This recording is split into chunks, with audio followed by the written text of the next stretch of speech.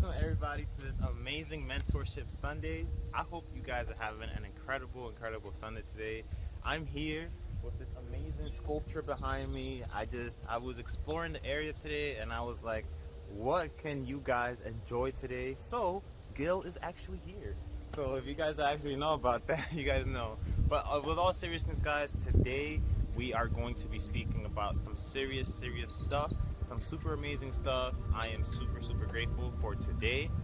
It is July 25th, 2021, and today we are going to be speaking about connecting with the soul. So I know a lot of you guys, based on my last video last week, had a lot of questions about the spiritual side of things. So today, that's what we're going to be speaking about. So without further ado, I'll see you guys in a little bit. Enjoy. I really do hope this message touches one person today. And if you're that person, amen. Enjoy the video. So, connecting with the soul, guys, you guys have to understand that this is no ordinary connection, right? This connection is not something that we acquire through our normal methods.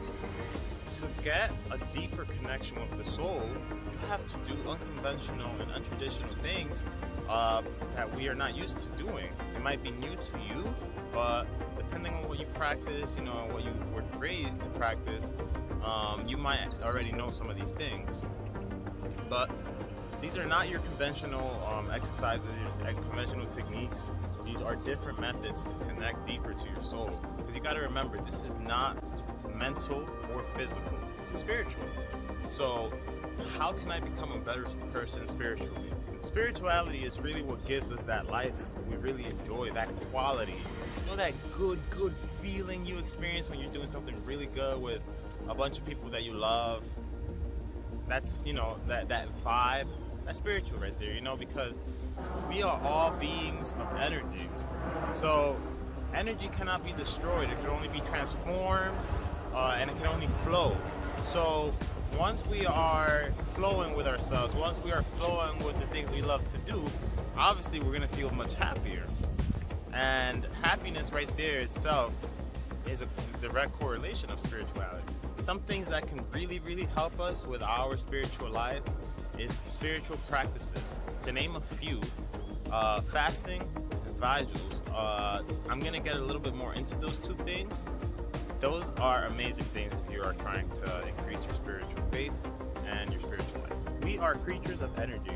This energy constantly changes, flows, and has different stages. If we focus on how we internally shift that energy in the direction that we want, we can make anything happen.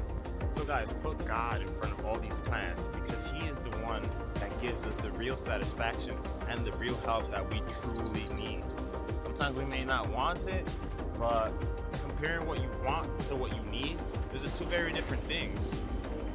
So going back to the spiritual practices, I spoke about fasting and vigil. So fasting, a lot of people fast for different reasons, but the actual purpose of fasting is to remove the physical content from your body, which is food, flesh that we consume, things that we physically consume.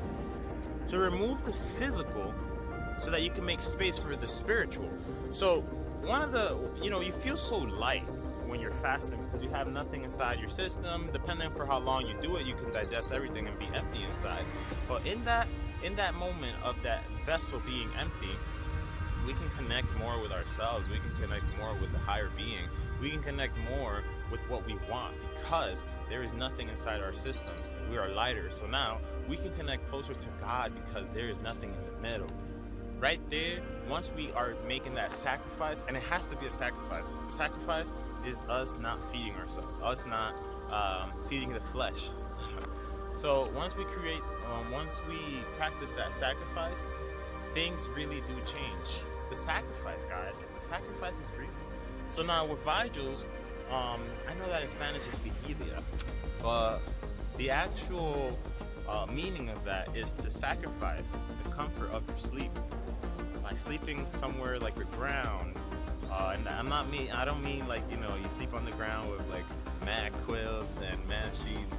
man, pillows. No, you know, like 2 sheets, one to put it on the ground and one to cover yourself in like a pillow.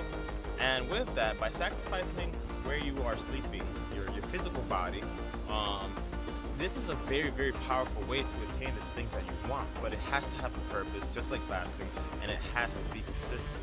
I have seen God manifest himself in extremely powerful ways in my life personally because of these practices. And I don't think that he won't do the same for you. I know he will. So if you guys want to add that into your daily routines, I highly recommend it because it is so worth it. Just with these 2 spiritual practices, fasting and vigil, you guys will completely transform where you are to where you want to be. So real quick, let's move on to the biblical text of the week. And it says in the book of Jeremiah, chapter 17, verse 7. And it says, "Blessed are those who trust in the Lord and have made the Lord their hope and confidence." Amen. Amen, guys. And with that, by practicing these spiritual practices, we can truly make the Lord our faith and confidence. And that's what faith really is. Having your faith and confidence in God, you trust in God, and knowing that everything will be okay, not because we want it to be okay, or not because we're going to make it okay, but because he's going to make it okay. And it's already written. So we can alter that a bit by not following the plan, but if you stick to the plan, work on yourself and let God do the rest, he will bless you, and he will bless you tremendously. So with that being said, guys, I just want to say thank you so much for always tuning in, enjoying the amazing art in the back. And yeah, guys, I hope you guys really enjoyed this message. I hope it came heavy to you, and I hope it came with some purpose. So with that being said, I am wishing you guys an extremely blessed week. I'm wishing you guys an extremely blessed rest of your day, and I'll see you guys next week. Take care.